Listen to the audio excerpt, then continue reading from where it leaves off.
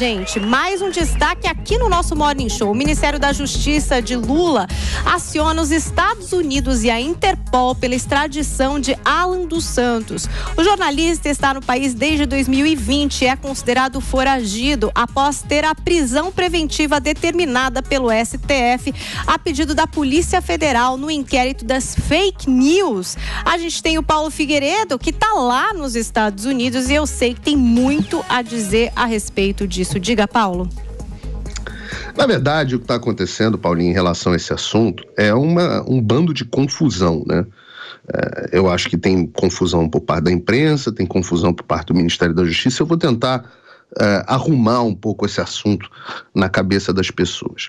Primeiro, é muito provável que o Alan dos Santos esteja sim na lista de difusão vermelha da Interpol. O que acontece que as pessoas confundem é que elas entram lá na lista, no site da Interpol, e não vem o nome do Alan dos Santos lá. Mas a Interpol só divulga cerca de 30% dos nomes que estão na lista deles, a critério do país que pede a colocação do nome na lista da Interpol. Então, o que acontece? A autoridade brasileira, um juiz, determina que o nome seja colocado, e isso é feito por um agente da Polícia Federal do Brasil que trabalha para a Interpol, né?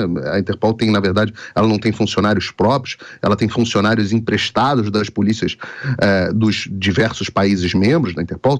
A Interpol tem mais nações membros, se eu não me engano, do que as próprias Nações Unidas. Então, um dos funcionários vai lá e coloca o nome no sistema e nem sempre nós temos acesso. Então pode ser que provavelmente o Alan dos Santos esteja na lista da Interpol. Só que as pessoas fazem uma confusão danada.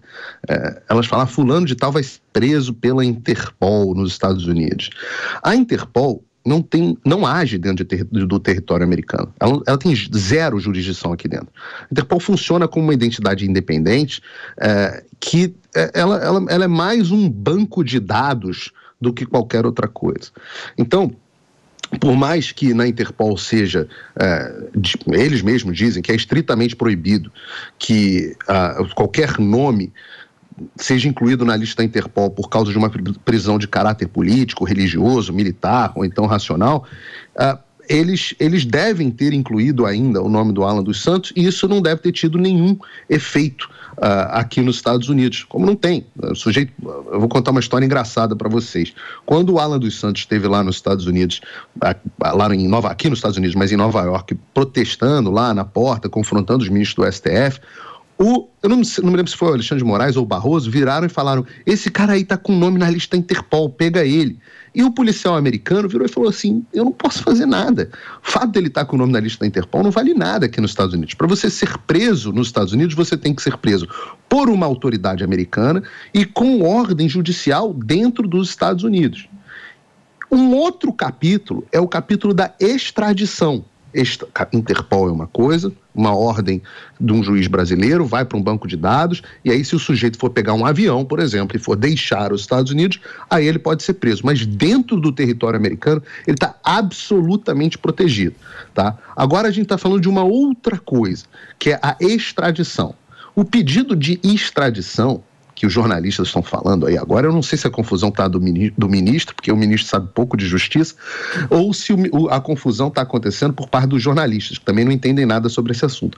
Mas o pedido de extradição do Alan dos Santos, ele já foi feito em 15 de novembro de 2021. 2021, tá? Foi feito e depois foi reiterado.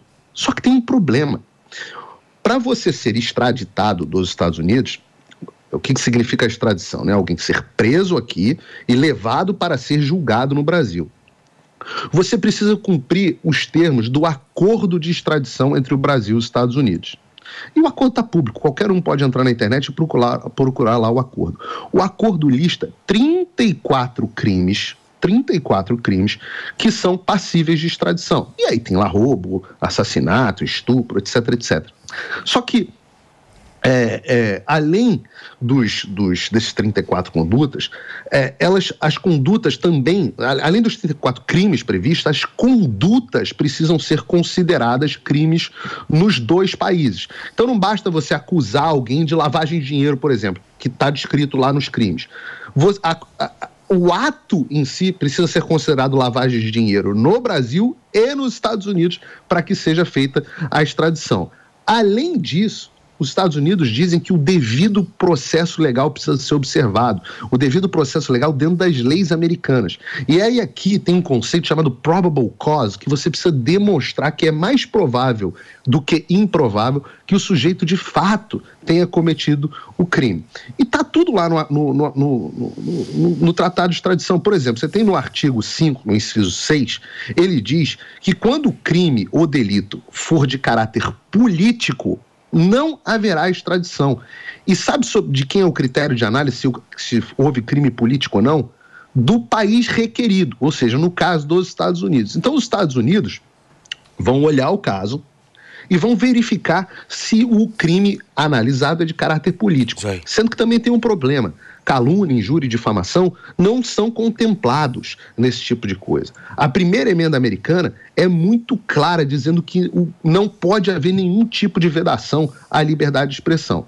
Então fica uma situação muito difícil, porque na dúvida, né, in dubio pro réu, na dúvida, fica protegido o acusado, no caso, o Alan dos Santos. E vocês não têm ideia da quantidade de evidência que existe para o Alan dos Santos comprovar que a perseguição dele é política. Tem fala do presidente, do ex-presidente Bolsonaro, tem fala de senador, tem matérias de jornais internacionais, de gente de esquerda, de direita, de Glenn Greenwald, de um monte de gente, ONG, todo mundo formando um consenso de que este tribunal, que é o Supremo Tribunal Federal, é hoje um tribunal de exceção.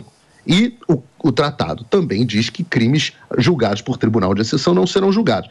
Então, assim, e tem outros componentes que dificultam as coisas. Por exemplo, o artigo 10 do Tratado do Brasil, no inciso 2, ele diz o seguinte, que para fazer o pedido de extradição, você precisa juntar todas as provas dos autos que comprovem que o sujeito cometeu um crime. Só que tem um problema. Esses inquéritos do Alexandre de Moraes são inquéritos, principalmente o 4781 das fake news, são inquéritos fantasmas. Os autos só existem no gabinete do Alexandre de Moraes. Então, é muito difícil, eu diria assim, praticamente impossível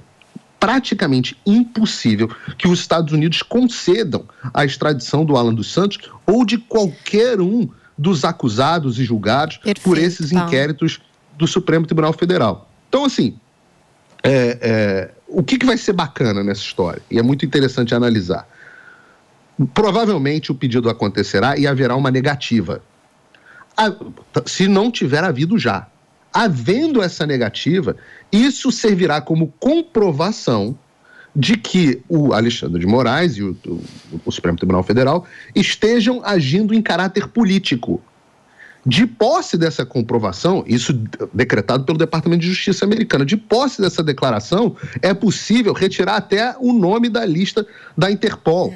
Então, de forma que fora do Brasil, os atos do Supremo Tribunal Federal sejam absolutamente nulos, considerados absolutamente irrelevantes, assim como são o do Tribunal do Irã, o do Tribunal de Cuba, o do Tribunal, muitas vezes, da própria China, Tribunal da Coreia do Norte, esse tipo de coisa.